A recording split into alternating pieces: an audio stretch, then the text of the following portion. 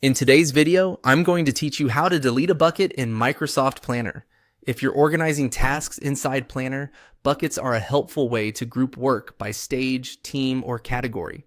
But over time, you may end up with a bucket you no longer need. In this walkthrough, I'll show you exactly how to remove it from your plan board quickly and cleanly. To begin, open Microsoft Planner and go to the plan board where the bucket is located. Make sure you're in the correct plan before making any changes, especially if you manage multiple boards. Once you're on the board view, you'll see your buckets displayed across the screen, each containing its related tasks. Next, find the specific bucket you want to delete. Look at the top of that bucket, where the bucket name appears. Beside the name, you'll see a three-dot menu, sometimes called the More Options menu. Click those three dots to open the bucket settings. This menu gives you access to actions related to that bucket, including the option to remove it. After the menu opens, click on Delete. That's the action that permanently removes the bucket from your Microsoft Planner board.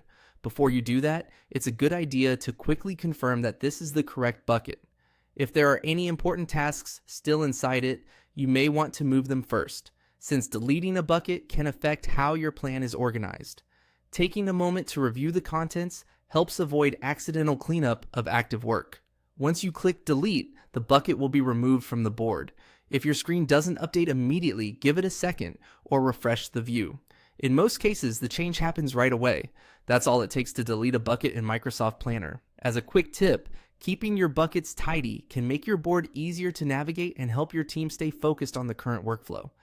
It's a simple maintenance step, but it can make a big difference when your plan starts to get crowded. Thanks for watching, and I hope this helped you confidently manage your planner board.